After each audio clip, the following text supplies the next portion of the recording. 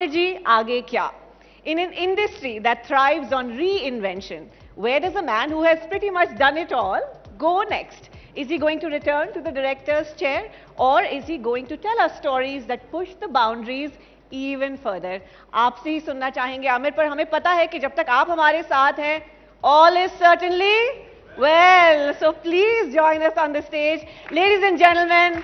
A huge round of applause to the mega star Aamir Khan, and also let's welcome Chitra Tripathi and Dibang Ji to chair this session.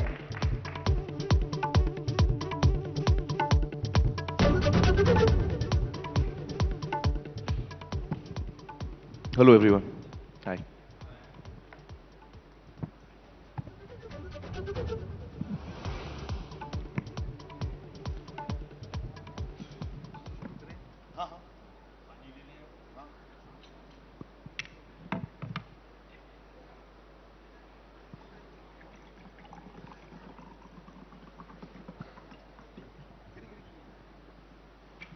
नमस्कार, मैं हूं दिबांग और चित्रा त्रिपाठी हैं मेरे साथ, और तालियां जरूर होनी चाहिए क्योंकि हमारे खास मेहमान आमिर खान एक तरीके से हम लोग हिसाब लगा रहे थे कि जब से आपने फिल्में शुरू की, मैं जो चाइल्ड आर्टिस्ट वाली वो हटा दे रहा हूं, तो करीब 40 साल हो गए या 37 साल हो गए, होली से देखें तो 40 साल। मेरी पहली फिल्म तो मैं फिर भी क़यामत से क़यामत तक गिनूंगा। होली एक फिल्म थी जो मैंने मोर एज एन असिस्टेंट की एक्चुअली। जब मैं असिस्टेंट था नासिर साहब के साथ, तो उस वक्त होली मुझे ऑफर हुई थी, और उसमें एक्चुअली मुझे रोल नहीं ऑफर हुआ था कि भाई आप ये रोल कर रहे हैं, ऐसे कुछ नहीं था। वो 20-30 लड़कों को केतन ने कंट्री से बुलाया हुआ था, पूना, बोला कि तुम लोग आओ, इनमें से मैं चुनूंगा किसको कौन सा रोल देना है। वर्कशॉप होगा 2 हफ्ते का, हम सब नए एक्टर थे। तो मैं एक्चुअली मोर देन एक्टिंग मैं इसलिए गया था उस शूटिंग पे क्योंकि मैंने सुना था कि स्टेडी कैम आ रहा है इंडिया में फर्स्ट टाइम, और मैं असिस्टेंट था, मुझे इसमें ज़्यादा इंटरेस्ट था। तो I was wanting to be on set to see how a Steadicam operates. Finally वो स्टेडी कैम नहीं आया और जहांगीर चौधरी ने शोल्डर पे रख के पूरी फिल्म शूट की, तो I couldn't get to see the Steadicam that I wanted to. So I would say 37 years या सिंस QSQT। 1988 में आपकी कयामत से कयामत तक आई, और उसके बाद से लेकर अब तक का सफर। और मैं चाहूंगी जरा जोरदार तालियां इस बात के लिए भी हो जाएं क्योंकि 14 मार्च जब हम सब होली मना रहे होंगे, उस समय आप अपनी उम्र के 60 साल पूरे कर रहे होंगे, और बॉलीवुड की इंडस्ट्री में तीनों खान में से अगर मिला लें तो यहां तक पहुंचने वाले आप पहले एक्टर हैं। तो अभी तक की ये जो जर्नी, 37 साल आपके बॉलीवुड के और 60 साल आपकी अपनी जिंदगी के, पलटकर आप देखते हैं तो आमिर खान को कहां पर खड़ा हुआ पाते हैं? Oh, actually I think I am really grateful कि मैं बड़ा शुक्रगुजार हूं कि जो जिंदगी मुझे मिली है, बहुत कम लोगों को ये अपॉर्चुनिटीज मिलती हैं जो मुझे लगता है जो मुझे मिली है। मैं पेरेंट्स का शुक्रगुजार हूं, अपने जितने लोगों ने मुझे अफेक्ट किया है इन मेनी वेज, जो कुछ मैं आज हूं। I think I have been very fortunate कि मैं उस प्रोफेशन में हूं जो जिससे मुझे बहुत प्यार है। तो मेरे लिए काम और खेल ऑलमोस्ट एक ही जैसे हैं। आई don't know when I am playing and when I am working. तो कितने लोग होते हैं जिनको ये अपॉर्चुनिटी मिलती है कि उसी प्रोफेशन में आप हैं जिसमें आपको मजा आ रहा है, जैसे हमने 3 इडियट्स में दिखाया है। So I feel very blessed and fortunate कि मैं और मुझे actually I feel very blessed कि मुझे इतने अच्छे अच्छे डायरेक्टर्स और राइटर्स के साथ काम करने का मौका मिला, जिन्होंने मुझे इतनी कमाल की कहानियां दी। लगान, दिल चाहता है, सरफरोश, यू नो, तारे ज़मीं पर, दंगल, ये सारी कहानियां जो हैं, जो जीता वो सिकंदर, ये अच्छा जो जीता पे मैंने भी काम किया था, बट मोस्टली मेरी 90% फिल्में ऐसी हैं जो मैंने लिखाई में मेरा बिल्कुल योगदान नहीं है। So I feel very grateful that such wonderful stories came to me, such I got the opportunity to work with such great directors and colleagues, and मुझे मौका मिला इन इतने सालों में इतनी खास फिल्मों का एक हिस्सा बनने का। I feel very fortunate about that. So I'm really happy with the way life has gone. I think personally also it's been a journey. I think मेरी professional journey शायद मेरी professional journey शायद मेरी personal journey से ज़्यादा कामयाब नज़र आती है. लेकिन I think personally भी it has been a very enriching experience for me. The people I've come across, people who have been very close to, are people who are very special for me and very amazing people. So I'm glad to have been on this journey and have been so close to such wonderful human beings. So I look back with a lot of joy and happiness and gratitude. और इस 60 साल में बहुत सारे बदलाव आए इन 60 सालों में, और मुझे लगता है कि एक जो बड़ा बदलाव आया वो किस तरह से उसमें आप इंस्ट्रूमेंटल हुए कि कैसे फिल्मों को सीरियसली गंभीरता से लेना चाहिए. मैं बात कर रहा हूँ डिस्लेक्सिया पर आपने एक फिल्म बनाई और इतनी सफल फिल्म हुई, और उसके साथ साथ वो जो पूरी समस्या थी डिस्लेक्सिया पर, उससे जो समाज का नजरिया एक तरीके से बदला. मुझे लगता है कि ये एक, अगर आपकी फिल्मों की और लाइफ की सेलिब्रेशन की बात होगी तो ये एक तरीके से हेडलाइन है. 3 इडियट्स अपने आप में हेडलाइन है. कैसे देखते हैं आप? दरअसल जो मैंने फिल्में चुनी है वो चुनी है because of what I am. जो भी मैं एज अ इंसान हूं, तो मेरी जो I get gravitated to certain kinds of stories and certain kinds of themes. तो आई थिंक क्वाइट नेचुरली कुछ थीम्स ऐसे हैं जो सोशली रेलिवेंट हैं, जिनकी तरफ मैं खिंचा आता हूं. However I am very clear that I am an entertainer. I am not a social teacher जो आपको सोशियोलॉजी का लेसन दे रहा है. I am not that. मैं एंटरटेनर हूं, और जब इंसान थिएटर की टिकट लेके आता है तो वो उसको मजा चाहिए. He is come for entertainment. अगर उसको सोशियोलॉजी का लेसन चाहिए तो वो जाएगा कॉलेज. वो थिएटर आया मतलब उसको मस्ती चाहिए. तो जो भी मैं कहानी सुना रहा हूं आपको, I must entertain you, I must engage you, I must fulfil you in some way emotionally, which is what I feel. उसके साथ साथ अगर मैं कुछ ऐसी चीज भी कहूं जिससे आपको सोचने का मौका मिले तो उसमें अच्छी बात है. देखिए, मैंने काफी साल पहले ये बात सोची थी कि क्रिएटिव लोगों का क्या योगदान होता है सोसाइटी में. कहने का मतलब है हर प्रोफेशन का कुछ ना कुछ योगदान होता है. डॉक्टर्स जो हैं, they give us health, police gives us law and order, judiciary gives us justice, politicians give us laws, they try and make policies and they try and run the country well. हर profession का कुछ ना कुछ society में भी योगदान होता है. तो क्रिएटिव जो लोग होते हैं, जो राइटर्स होते हैं, पेंटर्स होते हैं, सिंगर्स, आर्टिस्ट, परफॉर्मिंग आर्टिस्ट, हर किस्म के जो क्रिएटिव लोग होते हैं, वो क्या सिर्फ हमारा दिल बहलाते हैं? क्या हम सिर्फ आपका दिल बहलाते हैं? Is that the only thing? हालांकि वो बहुत बड़ी चीज है in it self. Let me just remind you कि इवन इतनी बड़ी पॉपुलेशन का दिल बहलाना भी बहुत बड़ी बात होती है. लेकिन मुझे लगता है कि जो क्रिएटिव जो फ्रेटर्निटी है, क्रिएटिव जो लोग हैं, एक्चुअली उनके हाथ में काफी पावर है if they decide to use it. Because I feel film is a very powerful medium. Film, television, all of these audio visual mediums are very powerful. तो आप अगर सही कहानियां चुने, उसका बहुत गहरा असर हो सकता है समाज पे. You can really sensitise people about issues. You can make people more empathetic. You can, हम जब बचपन में जब हम बड़े होते हैं तो what do we grow up hearing? Stories. हम कहानियां सुन के बड़े होते हैं. हमारे हीरोज, हम जो चीजें हमको इंस्पायर करती हैं वो हमको कहानियों से मिलती हैं. So it is through stories that we actually also shape our minds, growing minds. So I feel that for creative people, here is an opportunity in nation building. Because what is a nation? It is not made up of buildings. It's made up of people. लोगों से बनता है देश. तो जब आप लोगों को मजबूत बनाते हैं तो आपका देश मजबूत होता है. तो एक क्रिएटिव इंसान का ये कंट्रीब्यूशन हो सकता है अगर वो चाहे तो.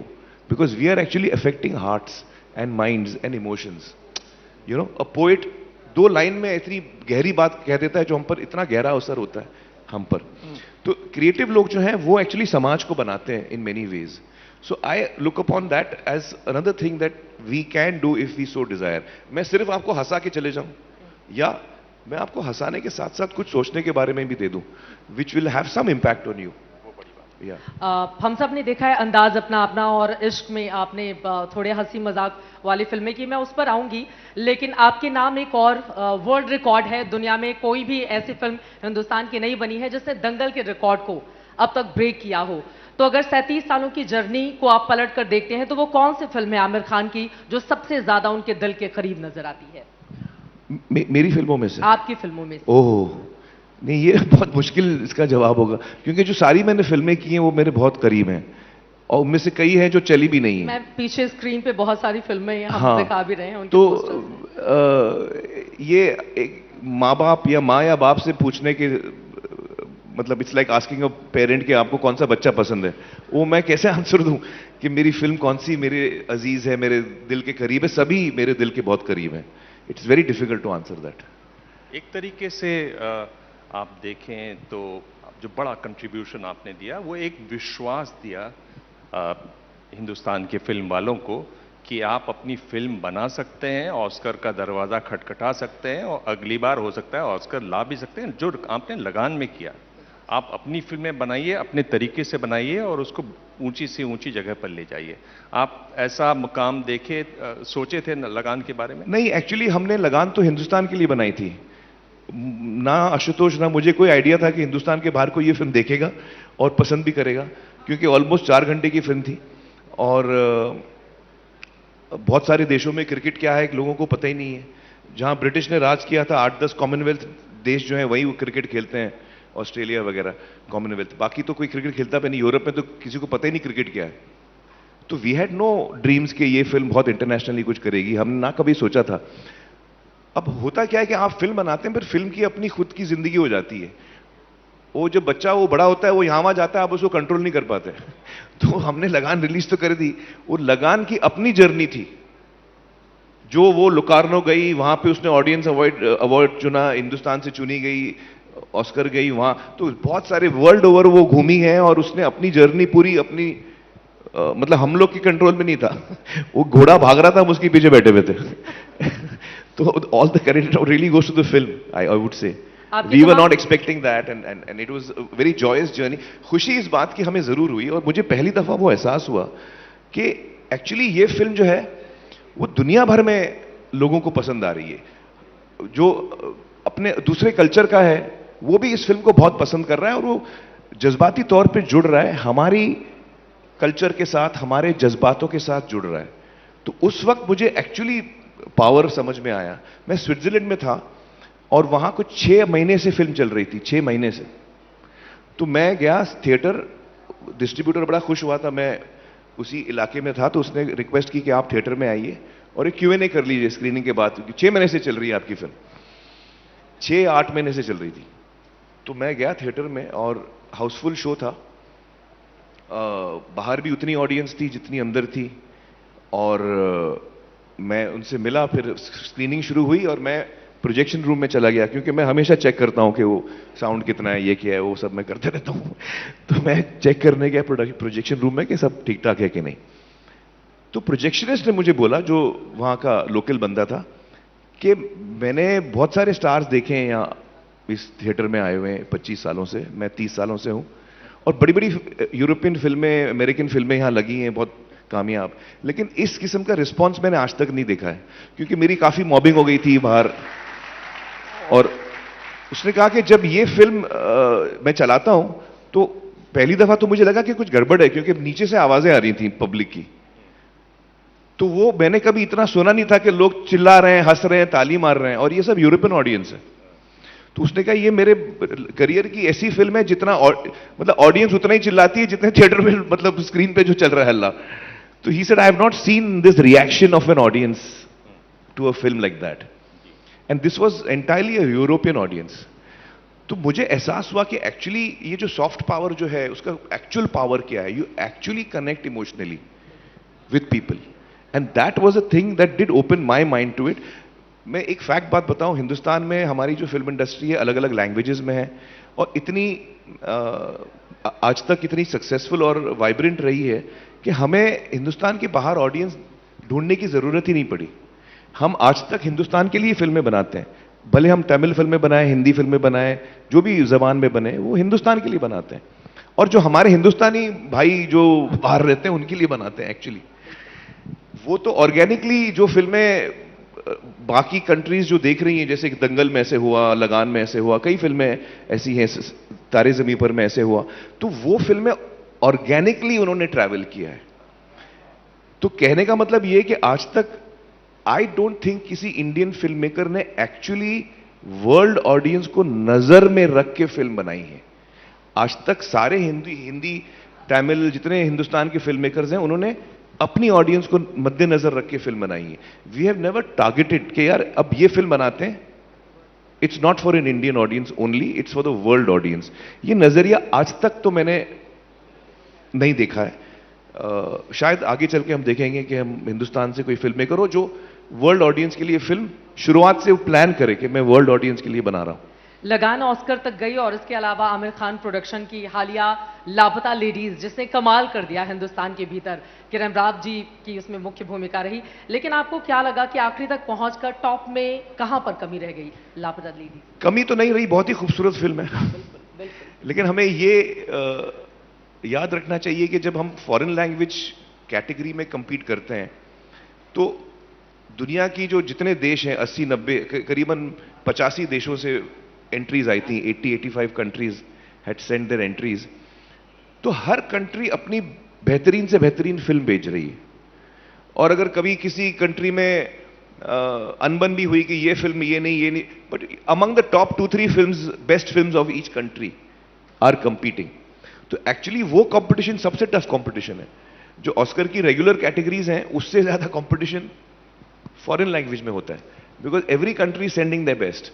सो we have to understand that there are other films which may be better than this, और at the very least members को बाकी फिल्में ज्यादा पसंद आई।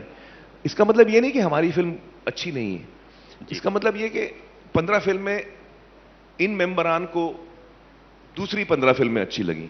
मेंबर दूसरे होते हैं, वो शायद उनको ये अच्छी लगती, बिकॉज ये बहुत ही सब्जेक्टिव फील्ड है। आपको मैं उदाहरण देता हूं, आप मदर इंडिया देख लीजिए, आप मुगल आजम देख लीजिए। अब आप चुनिए दोनों में से कौन सी फिल्म अच्छी है, बताइए कौन सी फिल्म अच्छी है? मुगल आजम अच्छी है या मदर इंडिया अच्छी है? एक्टिंग किसमें अच्छी है? How do you compare? It's very subjective. So in a competition race में क्या होता है, आपको पता होता है कि 100 मीटर भागना है, यह आदमी बाकियों से तेज भाग रहा है, क्लियर हो जाता है ये विनर है। फिल्म मेकिंग में और क्रिएटिव मीडियम में ऐसा नहीं होता। हर आदमी की अपनी पसंद होती है और हर आदमी की अपनी कहानी होती है। So it's very difficult to choose one. So इतना सीरियसली नहीं लेना चाहिए अवार्ड्स को, मेरा ये कहना है। फिर एक और मैं तो बिल्कुल नहीं लेता।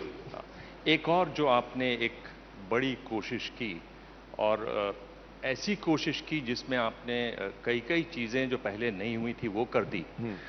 मैं बात कर रहा हूं कि जिस तरह से एक आपने सीरीज बनाई सत्यमेव जयते, जो एक चैनल पे चला तो चला, दूरदर्शन पर भी चला, प्राइवेट चैनल्स पर भी चला, और उसमें ऐसे मुद्दों की बात जो कभी होती नहीं है, घरों में भी बड़ी मुश्किल से होती है। चाइल्ड अब्यूज की बात हुई, उसमें बात हुई, डोमेस्टिक वायलेंस की बात हुई, और लोगों ने अब देखा उसको बड़े पैमाने पर। और आपको तो मालूम ही है, उसमें हमारी भी बातचीत हुई। जी, हम लोग ने भी प्रोग्राम किया था मुमकिन है, जो लाइव प्रोग्राम होता था शो के बाद।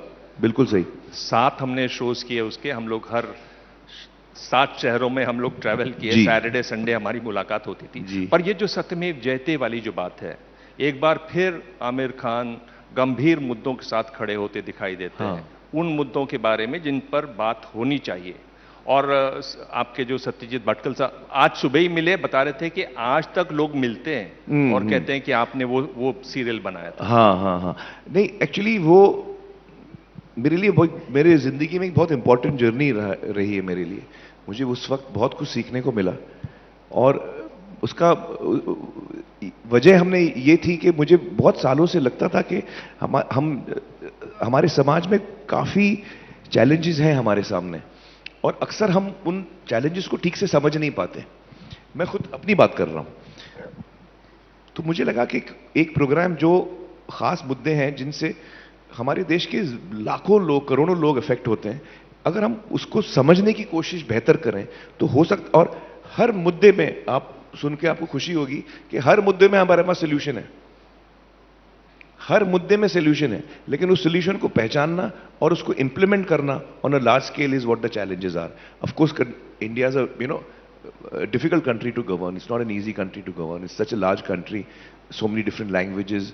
तो कोशिश ये थी कि क्या हम on a public platform which is large talk about these issues and explore them in a very what should I say, in a curious manner to understand these issues better, and then the experts in these fields who have been working for 30 years, 40 years in these fields, they are the people who guide us with the solutions.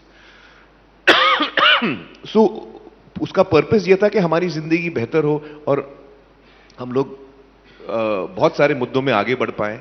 और मुझे बड़ी खुशी हुई कि उस show का इतना गहरा असर हुआ जमीनी स्तर पे, हर टॉपिक का बहुत ही गहरा असर हुआ. And it was an extremely satisfying and enriching experience to be a part of that and to learn from that. It was a huge learning for me. ये बिल्कुल सही बात है. और आज भी जब भी सत्यमेव जयते की बात होती है, हमने देखा है उसी कॉन्सेप्ट पे बहुत सारे लोगों ने कॉपी करके अपने आइडियाज को आगे की ओर बढ़ाने की कोशिश की, लेकिन वो एक शानदार पहल थी. अगला मेरा ये सवाल है, आपको बॉलीवुड में, इस देश के भीतर या दुनिया में जो आपकी चाहने वाले हैं, मिस्टर परफेक्शनिस्ट का नाम लो तो आमिर खान का चेहरा सामने आ जाता है. अब हम यहाँ आइडियाज ऑफ इंडिया के मंच पे हैं, एबीपी न्यूज का ये हमारा कार्यक्रम 2 दिनों से चल रहा है. आपके लिए अगर मैं जानना चाहूं, परफेक्शन का आइडिया क्या है आमिर खान की नजर से, अगर हम समझने की कोशिश करें? एक्चुअली मुझे परफेक्शन पसंद ही नहीं है, तो लोग मुझे मिस्टर परफेक्ट बोलते रहते हैं और मैं भी मुस्कुराते रहता हूं. मुझे इंटरेस्ट है जादू में, मैजिक. परफेक्शन में मुझे इंटरेस्ट नहीं है. मुझे इंटरेस्ट है जादू में, magic, something which is magical. And I feel in this creative field there is no such thing as perfect. आप जो आपके मन में है वो आप बाहर लाना चाहते हैं, और वो एक प्रोसेस है. वो कोई एक चीज बाहर नहीं निकलती, वो अलग टाइम पे अलग चीजें निकलती हैं. तो उसमें कुछ एक चीज हो ही नहीं सकती. मैं करूंगा तो अलग करूंगा, आप करेंगी तो अलग करेंगी. वो चीज, it's a very evolving thing, you know, the field. तो परफेक्शन नाम की कोई चीज ही नहीं है. हाँ, मैं मानता हूं कि God lies in the details. तो आप मोटे तौर पे जो आप काम करते हैं वो एक लेवल का होता है, लेकिन जब आप थोड़े बारीकी में उतरते हैं और उसके डेप्थ में जाते हैं तो मुझे उस तरीके का काम करने में मजा भी आता है. I enjoy work that way, I feel happier working that way, and I feel something else happens.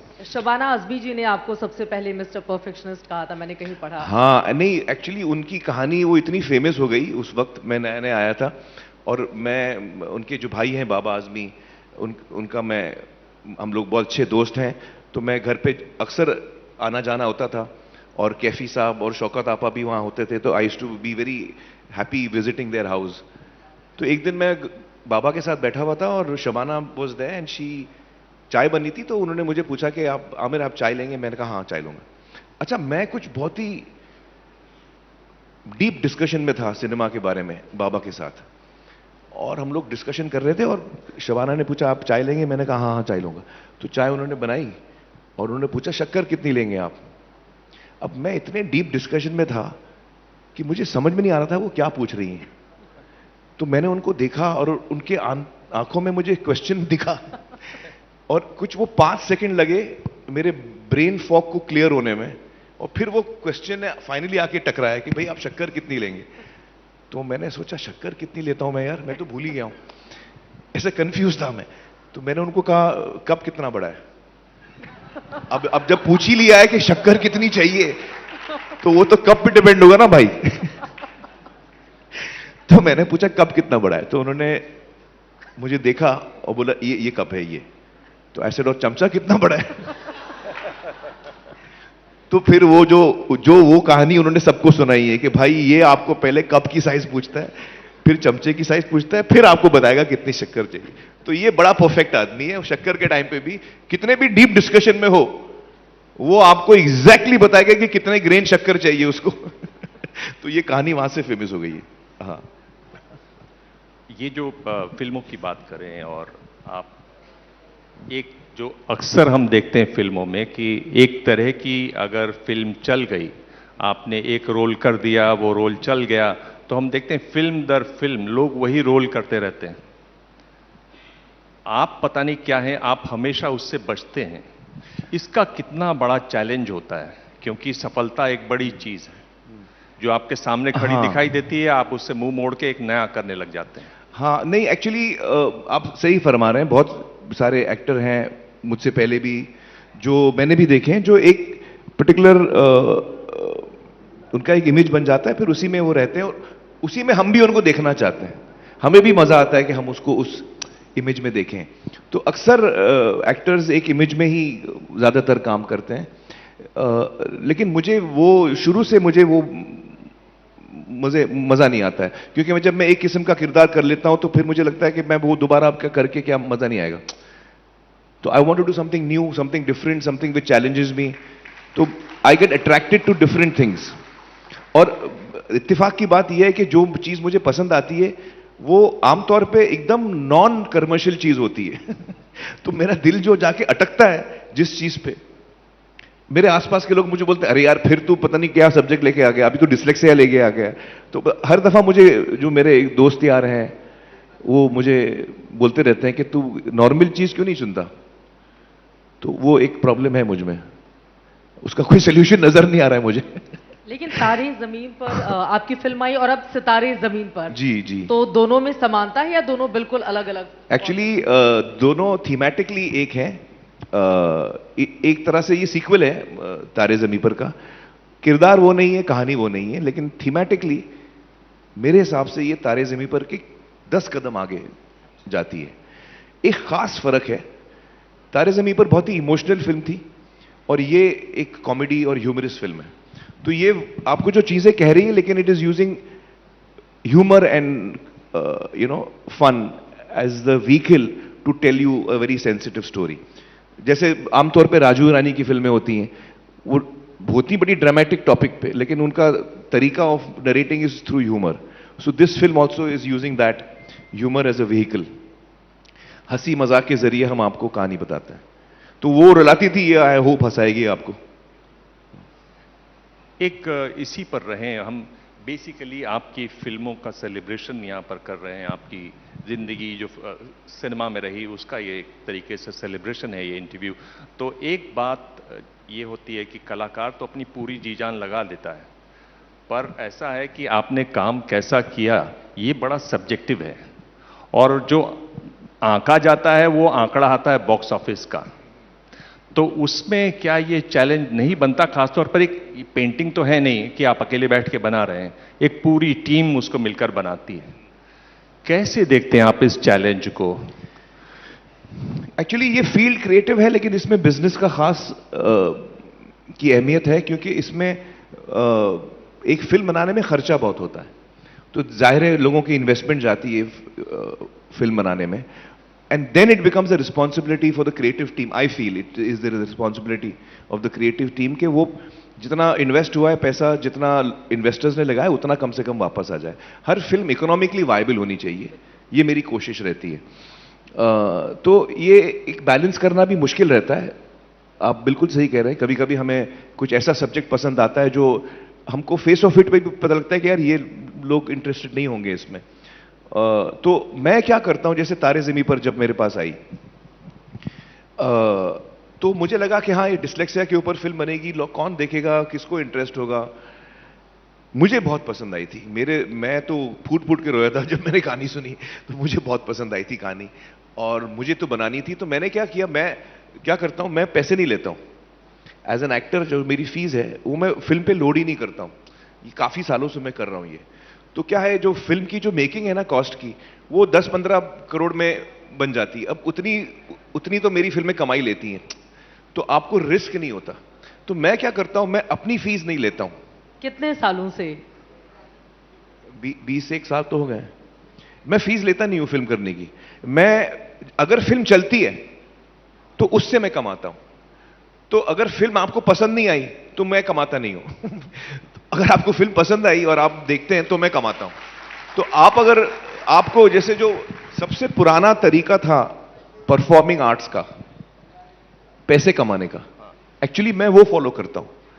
Performing artist क्या करते थे पहले? वो रोड पे परफॉर्म करते थे, टोपी निकालते थे, आज भी होता है, यूरोप में जाइए, वो टोपी निकालते हैं और क्राउड के पास आते हैं, आपको जितना पैसा डालना है आप डाल दो, और आपको अगर पसंद नहीं आया तो आप मुंह मोड़ के चले जाओ, पसंद आया पैसे नहीं डालने फिर भी मुंह मोड़ के चले जाओ, चलेगा।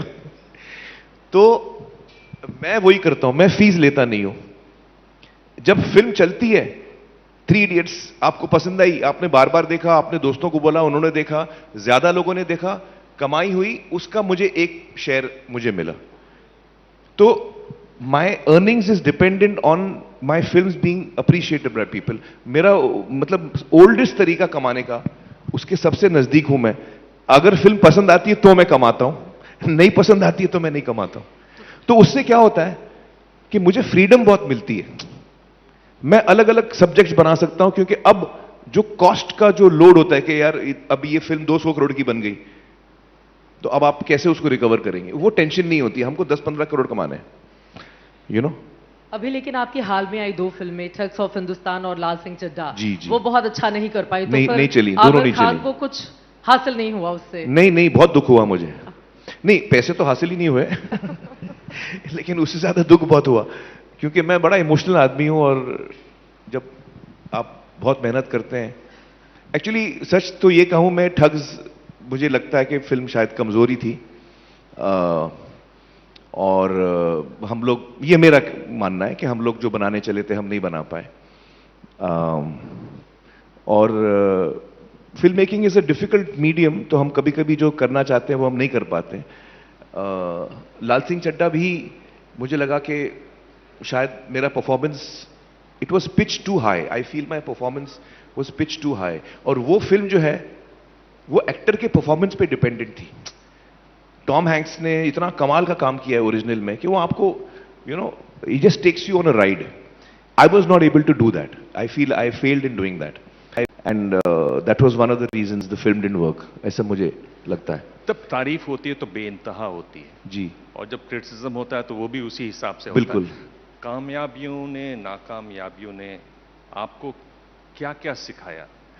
एक्चुअली जो नाकामयाबें होती, जो आपकी फेलियर्स होते हैं, जब आप नाकामयाब होते हैं, सबसे ज्यादा आप उन्हीं से सीखते हैं, सबसे ज्यादा। आई मीन, मैं जब मेरी फिल्में जब नाकामयाब हुई हैं तो मैं पहले तो डिप्रेशन में चला जाता हूं, 2-3 हफ्ते में रोता हूं। हाँ, it is very important to mourn क्योंकि इतने मेरे इमोशंस जुड़े हुए हैं, तो मैं तो एकदम बेहाल हो जाता हूं, और फिर मैं उठता हूं 2-3 हफ्ते के बाद, और मैं सोचता हूं कि यार चली क्यों नहीं, अभी पहले उसकी मीटिंग करते हैं।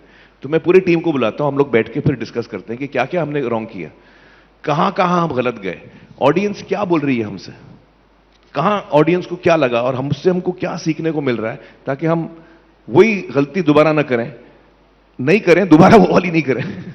तो because creative world is zero, you constantly learning, it's a new film, new experience each time. तो जब आप गलत जाते हैं तो आपको सीखने का मौका मिलता है। I really value my failures because I go deep into them, I try and understand what went wrong. Creatively हम कहां गलत गए, मार्केटिंग में हम कहां गलत गए, रिलीज प्लानिंग में हम कहां गलत गए, what went wrong, what are the various things that went wrong which we can learn from and not repeat. And then once I have been through that process, फिर मैं उससे निकल जाता हूं, देन आई मूव अहेड।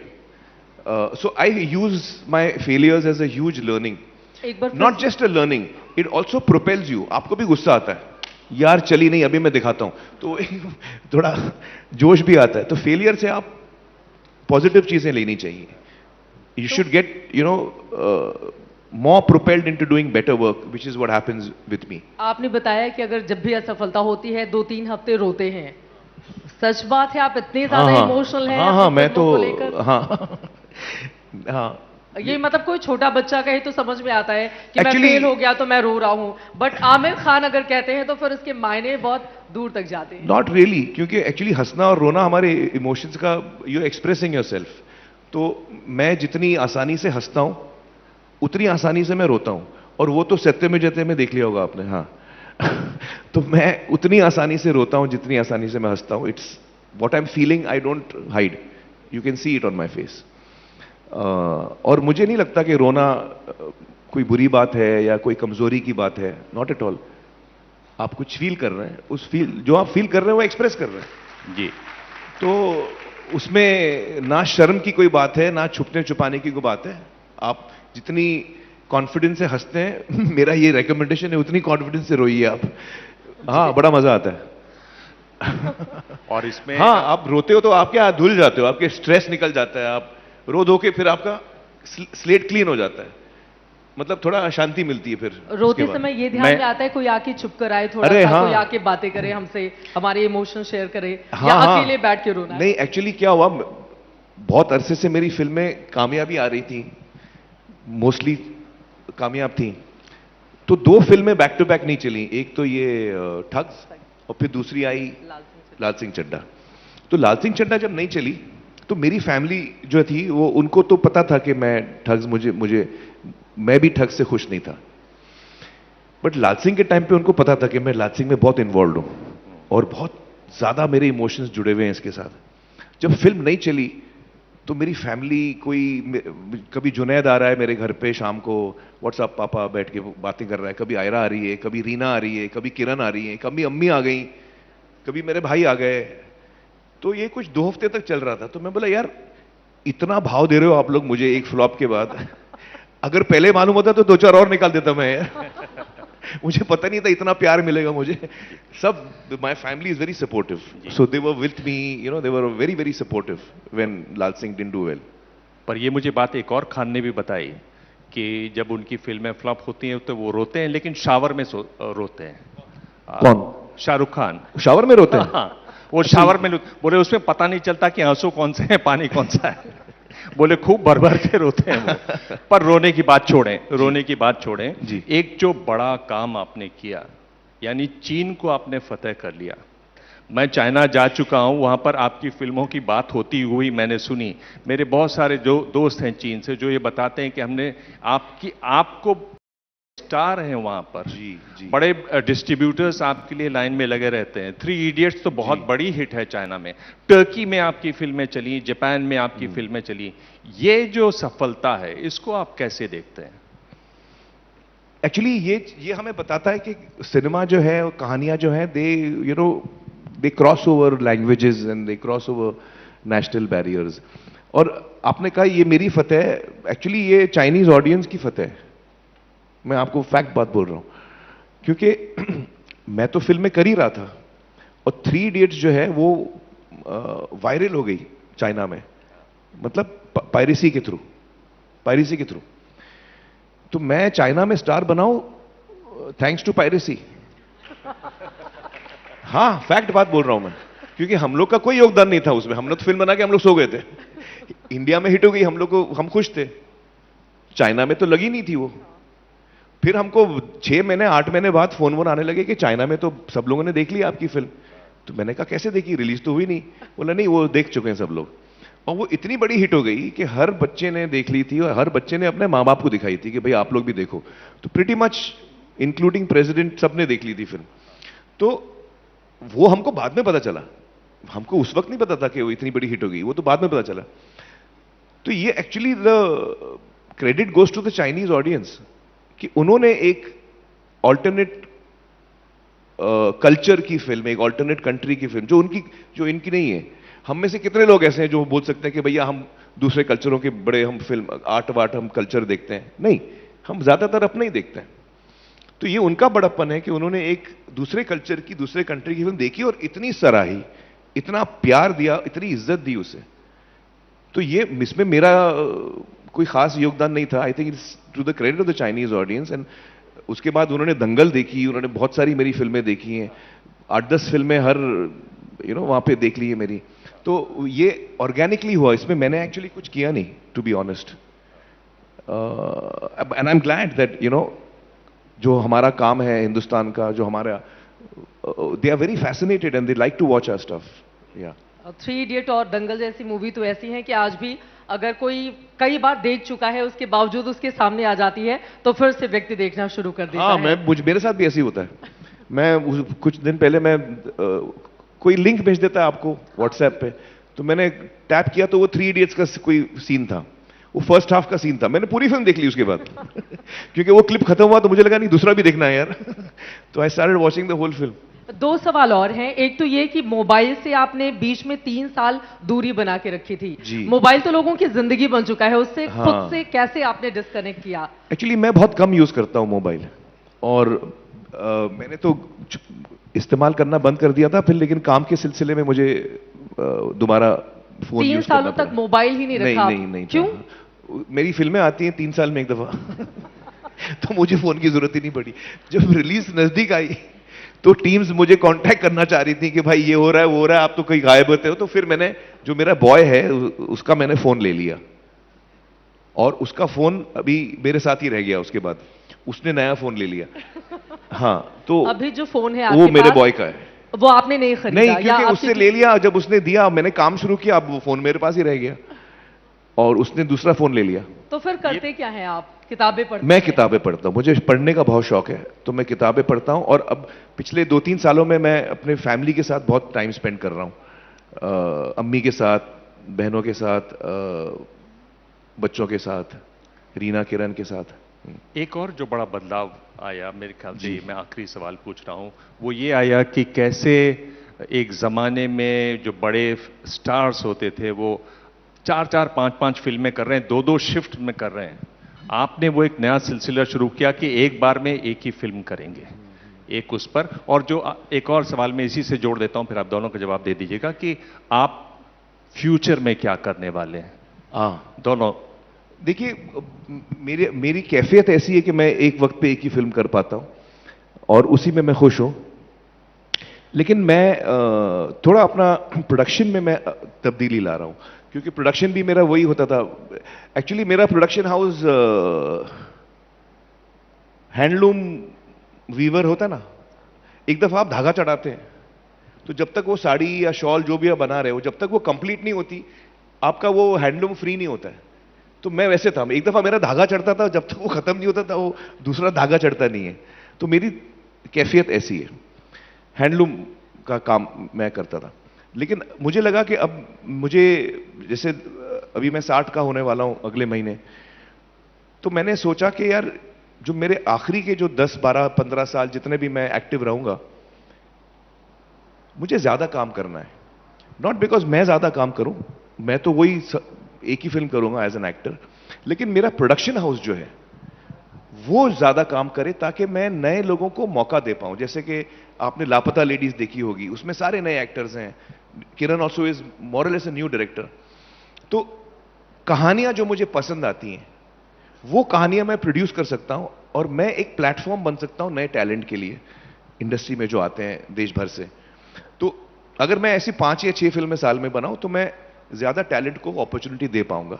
इस सोच के साथ मैंने सोचा कि मैं प्रोडक्शन हाउस को और वाइब्रेंट बनाना चाहूंगा। और अपर्णा पुरोहित को, अब हमारी सीईओ हैं आमिर खान प्रोडक्शंस की, she is a very capable person and I am looking forward to her to taking the company forward, and you know हम लोग ज्यादा फिल्में बना पाएंगे। So that's my future plans, to do more films as a producer. एक मेरा dream है कि मैं महाभारत बनाऊं, तो वो ड्रीम शायद मैं अब सोच पाऊं उसके बारे में। और एक और जो मेरा जो एक्साइटमेंट है, महाभारत में आपका भी रोल होगा? देखते हैं। उसमें जो एक और चीज जो मुझे बहुत एक्साइट करती है वो चिल्ड्रंस कंटेंट। मेरा मानना है कि हिंदुस्तान में हमने बहुत कम बनाया है चिल्ड्रंस कंटेंट, बहुत कम बनाया है, और ज्यादातर हम उसको इंपोर्ट करते हैं बाहर से और उसको फिर डब करके हम प्ले करते हैं। तो मुझे लगता है कि हमें चिल्ड्रंस कंटेंट पे मेरा इंटरेस्ट है कि हम काम कर दें, stories which really affect children at a young age, and you no you can build young minds in a very positive way. तो उस पे मुझे एक्साइटमेंट है। अब चिल्ड्रन कॉन्टेंट की आपने बात की, आपके बेटे जुनैद खान जिनकी फिल्म हाल में रिलीज हुई, और आपने भी बहुत कोशिश की, तो उनकी फिल्म को लेकर आप क्या सोचते हैं और एक एक्टर के तौर पर अपने बेटे को आप किस तरह से देखते हैं? भाई जुनैद जो है उनकी फिल्म लापता लेडी, सॉरी लवयापा हाल ही में 2 हफ्ते पहले रिलीज नहीं चली, वो फिल्म नहीं चली अनफॉर्चुनेटली। तो मुझे उसका भी बड़ा दुख है। मुझे लगा फिल्म अच्छी है, मुझे लगा जुनैद ने भी अच्छा काम किया है, लेकिन वो फिल्म नहीं चली। और I mean as a father I think जितना मैं अपनी फिल्मों के लिए स्ट्रेस्ड होता हूं, उससे कम से कम 10 गुना ज्यादा मैं स्ट्रेस था राजीव जी जुनैद की फिल्म के लिए। ये उसका कुछ मैं मतलब 2 हफ्ते पहले रिलीज से खिड़की पे बैठ के सोचा था, यार मुझे इतनी टेंशन क्यों हो रही, मेरी तो फिल्म ही नहीं है, ना प्रोड्यूस की है, ना मैंने डायरेक्ट की है, ना मैं एक दिन सेट पे गया हूं, ना मैंने उस फिल्म का कोई हिस्सा हूं। वो फैंटम ने प्रोड्यूस की है, किसी ने डायरेक्ट की है और मेरा बेटा उसमें है। मैं दूर से देख रहा हूं लेकिन मेरा दिल धड़क रहा है। मुझे लग रहा है यार ये तो सबसे इंपॉर्टेंट मोमेंट मेरे लाइफ का आ रहा है। Now this is the emotion of a father, I don't know how to explain it. तो ये इमोशन तो हमेशा रहेगा और हम अपने बच्चों के लिए जितना करें हमको लगता है वो कम है। तो आई थिंक दैट बाकी जुनैद जो है वो सीखेगा, उसकी फिल्म दूसरी फिल्म जो है ये लवियापा नहीं चली है, उसको भी समझ में आएगा। प्रोडक्शन के तहत उनको हम देखेंगे फ्यूचर में। एक्चुअली आमिर खान प्रोडक्शंस में हमने ऑलरेडी एक फिल्म बनाई है जो साल के आखिर तक आएगी, नवंबर दिसंबर में आएगी। उसमें जुनैद है, उसमें साई पल्लवी भी है, साउथ की एक्ट्रेस, और जुनैद है। It's a romantic film, love story है और बहुत ही अच्छी कहानी है। तो देखते हैं क्या होता है। But I think this is a field where you have to face success and failure and you know Junaid is someone who's young, intelligent, he's got a lot of energy and he's got a lot of positivity, तो वो he'll find his way। छोटा सा सवाल मैं 2 और आपसे पूछना चाहूंगी। 60 साल अब आपको 14 मार्च को होने जा रहे हैं और होली का दिन जिस दिन आप पैदा हुए और होली भी आने वाली है। जी। लेकिन इन 60 सालों में आपके अपने अनुभव के हिसाब से अगर बॉलीवुड में कुछ एक चीज आपको बदलनी होगी तो आमिर खान वो क्या बड़ा बदलाव करना चाहेंगे? और यही सवाल देश के संदर्भ में भी। ओह, बॉलीवुड पे कोई एक चीज बदलनी होगी।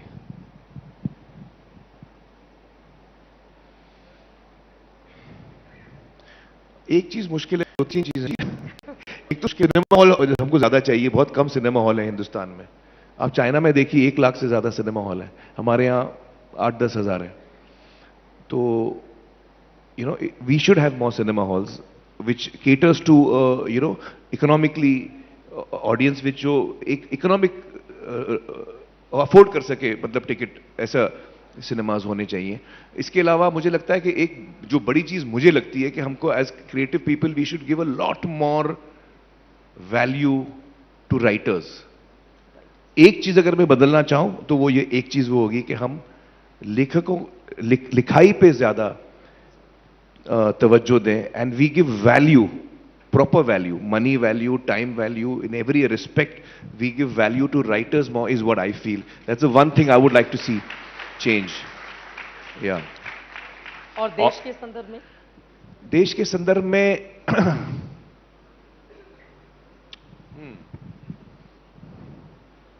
आई थिंक मैं चाहूंगा कि हमारा देश जो है वो खुशहाल हो, लोग खुश रहें। आमतौर पे हम लोग इकोनॉमिक वेल्थ चाहते हैं देश के लिए, मैं देश के लिए खुशहाली चाहता हूं, हैप्पीनेस चाहता हूं। जी आमिर खान, बहुत बहुत धन्यवाद। थैंक यू, आपने हमें इतना समय दिया। थैंक यू, बहुत बहुत धन्यवाद और इतनी अच्छी थैंक यू। बहुत शुक्रिया हमारे साथ मंच पर यहाँ आने के लिए, और आपके लिए खास सरप्राइज भी है। बिल्कुल सही बात है, पर उससे पहले हम आमिर को एक टोकन ऑफ अप्रिसिएशन देना चाहेंगे। आमिर, आप आइडिया ऑफ इंडियाज के मंच पे एक बार फिर आए हैं, आपका बहुत बहुत धन्यवाद। Sumanto ji, I would request you to please join us on stage and present a token of our appreciation to a legend really, जिन्होंने हंसते हुए, एंटरटेन करते हुए हमें बहुत कुछ सिखाया है। And we've all heard his plans today, from children's content to perhaps a version of the Mahabharata, and we can't wait to see what else is coming up from Aamir Khan. Zordar taaliyan, ladies and gentlemen. और ये बिल्कुल सही बात है, there is a surprise for Aamir. We would like to celebrate your milestone birthday right here on this stage. Here's the cake. Rajneesh ji, Rajiv Khandekar ji and Suman De, हमारी ABP leadership team, आपसे request है कि आप भी इस celebration में हमारे साथ जुड़े। What a moment! It's a privilege for us to be able to do this for Aamir. Do it with him, celebrate with him.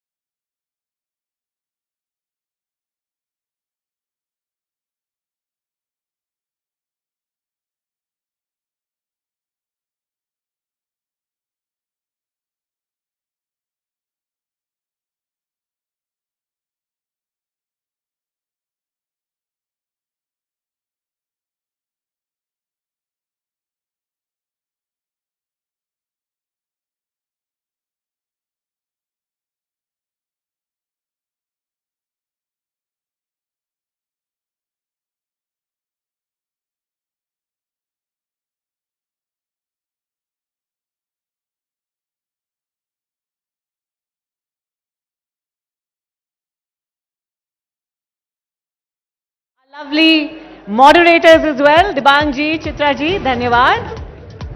Thank you for keeping time in mind.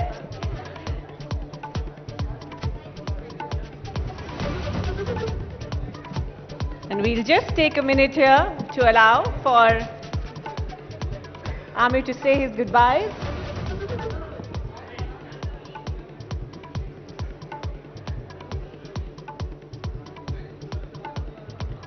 Happy birthday again to Mr. Khan. Thank you so much.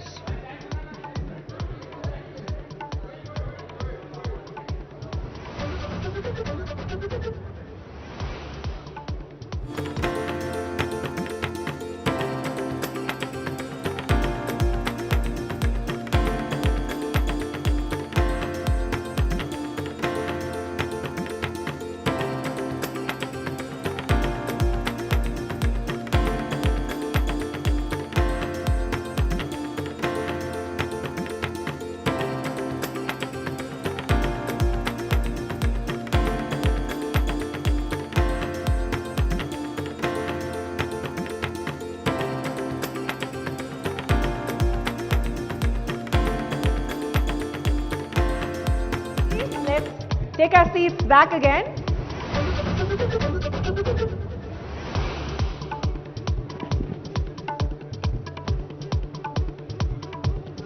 दोस्तों kindly take your seats. हमारे अगले guest हमारे साथ जुड़ चुके हैं and we would love to begin the next session. तो दरख्वास्त है आपसे, kindly settle down. We'd like to move ahead. दोस्तों हम एक सुपरस्टार से बात कर चुके हैं, पर आज का जो जमाना है हम सभी जानते हैं कि सिर्फ सिल्वर स्क्रीन या स्टेज से नहीं, एक ट्वीट से या रील से काफी लोग सुपरस्टार बन चुके हैं. और कई बार ऐसा भी होता है कि उनकी रील्स और उनकी ट्वीट्स से वो कैंसिल भी हो जाते हैं. Celebrities today live in a digital fishbowl, constantly watched, judged and celebrated. तो क्या ये एक blessing है, क्या ये एक curse है? Let's find out and we'll have our two next speakers break it down for us. They know the highs and lows of this digital age. First, I'd like to welcome on stage the ever-witty Cyrus Brocha, who really has mastered the art of satire and comedy. Welcome, Cyrus. And I'd also like to warmly welcome Kriti Kharba.